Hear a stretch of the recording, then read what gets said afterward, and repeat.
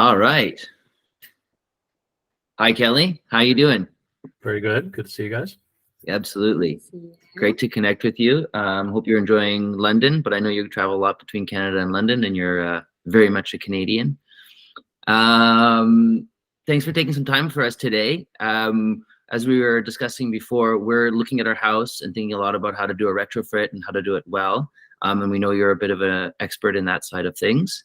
And we were hoping you could give us some tips, and everybody else tuning in as well, some tips and some ways to think about carbon reduction when you're thinking about your home.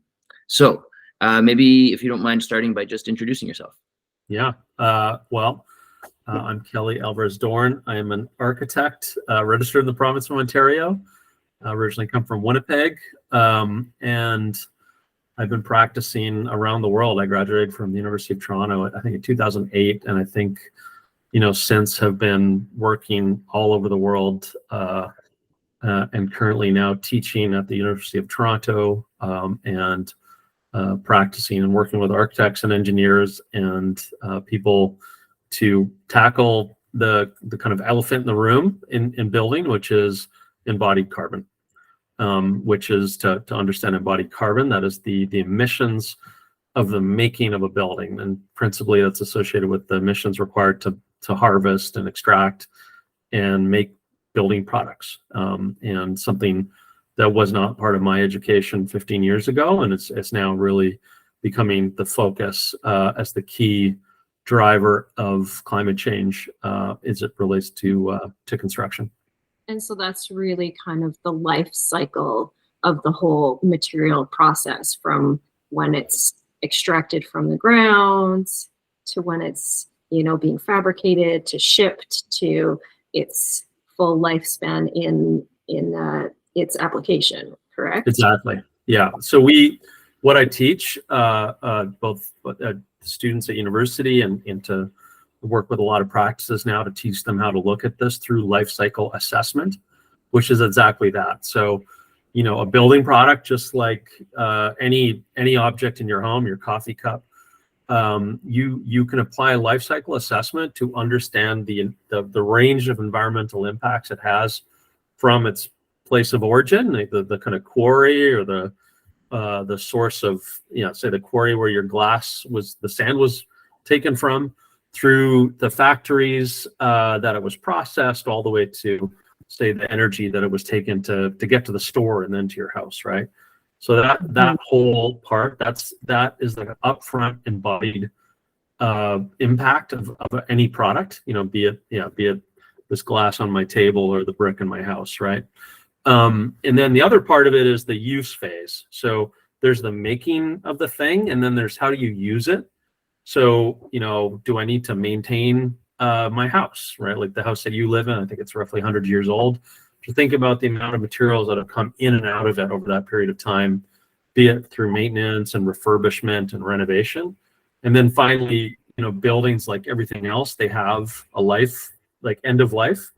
As you can imagine, you're surrounded by buildings that have been demolished or deconstructed and are no longer with us, and so there's also the kind of footprint of their removal, and hopefully what we see now is a transition to reusing as much as you can, back to understanding the materials are very, they're very valuable and we shouldn't be putting them in landfills, but more often than not in contemporary Canadian construction, landfills are almost are dominated by construction waste, which is crazy when you think about it.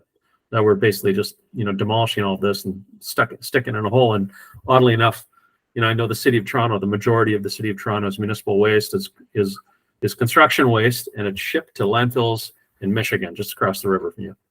Right. So just to make sure we understand this, because it was a new idea for me. I think maybe people who think a lot of materials get it, but it's just to make sure that we understand the difference between the embodied carbon and the operational carbon. So yeah, I think when most people think about efficiency, they, and carbon efficiency, they just think, well, how much energy am I burning here?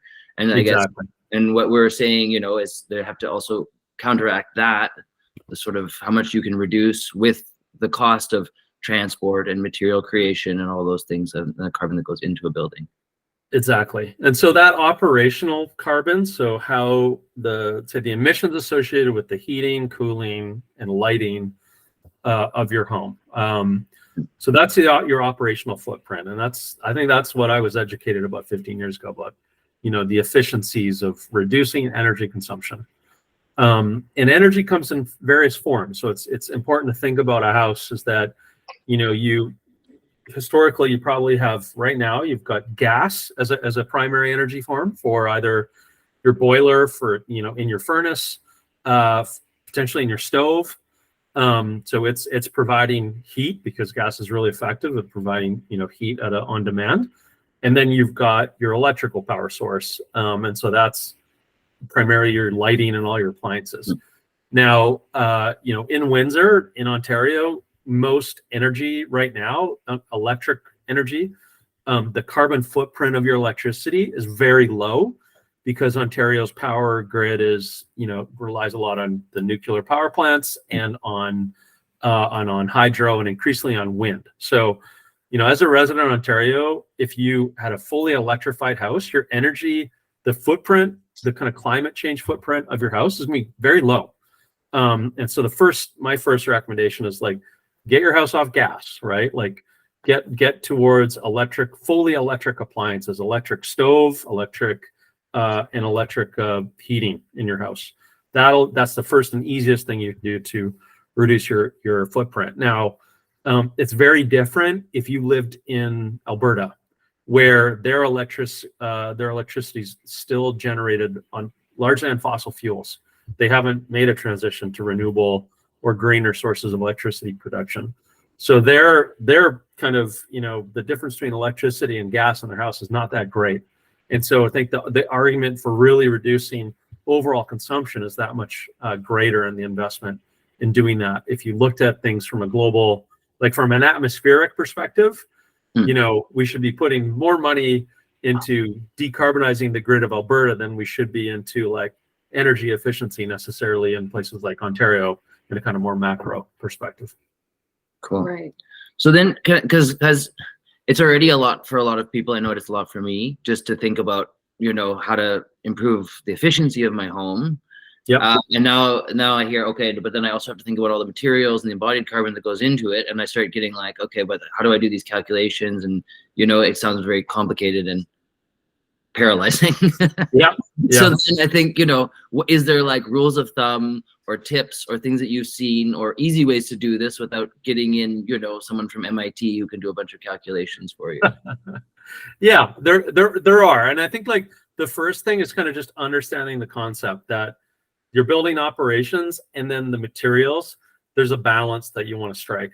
And that ultimately, buildings emit, housing emits, in construction and in the operation. There's no such thing as a net zero house. Hate to say it. And so what you can do is reduce your emissions as much as possible. That's the goal. And I think a lot of the materials historically that we've used to reduce energy without really thinking about it have done a lot of harm. A lot of the insulation systems that we see across North America now that are based on petroleum and petrochemicals, things that are made out of petroleum-based foams, they have really high upfront embodied carbon. And so the time value of you insulating your house with the stuff, in many cases, you're doing more harm than good. So to begin to I think the first piece of advice is just think about it intuitively. Is this material that I'm using, what kind of environmental or ecological footprint do I think it had? And, I like to say this tongue in cheek, would you live next to its factory? And if your answer is no way, you should probably not use that material because it's probably not very good for the world. And then the other, to get into the kind of calculations and thinking through this, there's a group out of Peterborough actually called Builders for Climate Action. They have a very useful tool called the BEAM tool, which BEAM. Anyway, you can just look this up online. It's a free online tool this is for small house construction. So, your house and any home builder across the province or across the North America now, it's there, and you can begin to look at the relative, carbon intensity of different material options that you would have. So I would point you to that tool, and it's very user friendly, and you can begin to compare, like, hey, I'm thinking about this insulation versus this. Which one's better? You can figure that out, right? And then that's where the cost discussion, when you begin to think, the conversation we had last, like should we invest a lot in insulation, or should we invest in electrifying our house, or what's the best payback? And I think these are the kind of things that help you really understand it from both it's both of these have time cycles to it. The cost associated with owning and running a house, you want to lower your utilities, and you also want to lower your carbon footprint. How do you do that, right? I think these are the kind of things that are useful to look at together. Exactly. I like that you say, think about it intuitively. It's one of those things, like if you think about just the spray foams and those rigid foams, that it is just petrochemicals and toxic a lot of times. Super toxic. Do you even want them in your house, and to what degree? And if you think about just some of the other insulations, I know sheep's wool has been around for a number of years, and you can readily get, wood fiber board insulation mostly in BC, not so easily in Ontario. But those things, you just think about that material, it is intuitive. You're like, yeah, that's nice. It's actually like it feels right. So yeah, it's not processed. I always use the kind of metaphor of food, right? So our diets are increasingly concerned about lower carbon diets, more regional, less processed, farm to table. Would you live next to that farm? Yeah, I would love to, right? Yeah. It's the same thing with building materials. And I think plastics specifically, it's very pervasive. And aside from the carbon emissions, these materials are destructive. From a planetary boundary perspective, if you're familiar with the planetary boundaries, novel entities, so new chemicals that we've introduced, that's the boundary that's most expanded, or most beyond the limits. And so much of that chemical production is in construction. So, it isn't just insulation. It's things like PVC windows, vinyls, all these things that have made their way into our houses. They're not good for your carbon footprint. They're not good for a whole host of other ecological issues. They're also not good for your health. That these things off-gas in your house. So really thinking through the health and the environment that you're creating, both in your house, the air you breathe, but also the air someone else is breathing where that thing is being made, or in other organisms. And you guys live close to East Palestine, Ohio. If you remember, I think earlier, the thing was this year, that train derailment that spilled a bunch of polyvinyl chloride, PVC, all over the place.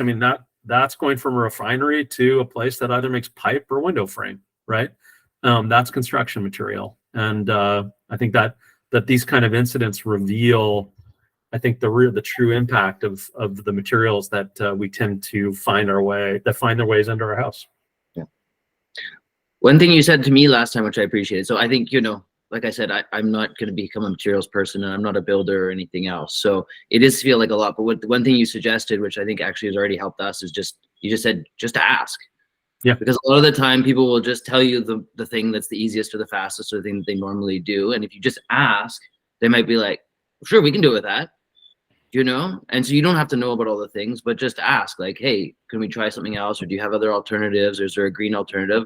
And you might find it actually ends up cheaper and better and a lot of other things. And you certainly are going to feel a lot better about it. So. Totally. And I'm convinced that the lower carbon option is the cheaper option in the long run too. That, there'll be some things that you might invest in a little upfront, but they'll pay themselves off, fairly quickly. And then ultimately, the healthy environment that we're trying to create too is like, I don't know how you put a price on your own health of you and your family and the air you're breathing, and the kind of impact that you're having. Obviously the two of you took on this challenge because share my broader concerns with you know, the livability of this planet for our children and future generations.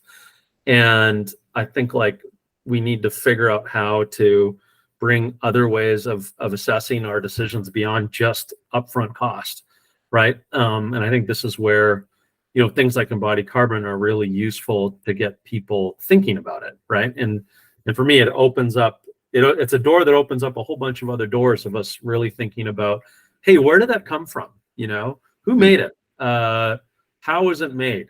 Who was impacted?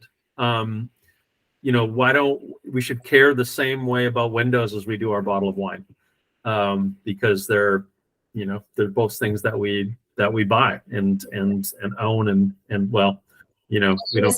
You're ingest. putting both into your bodies, exactly, ingesting. Exactly. You're breathing or eating. Yeah, exactly. I have to say, some people like wine more than windows, but I know you guys are architects. And I agree with you. It is very, very important. I think that's actually a great place to finish it, right? And I think I really appreciate your time and some expertise, and I think a lot of people will hopefully appreciate hearing some of this stuff as well. So I don't know if you want to give any parting thoughts for either of you, but probably good there. Great. Yeah, pleasure. Let me know where this goes. Eager to hear. Awesome. Thanks So much, Kelly. Kelly. Really appreciate it. Take care.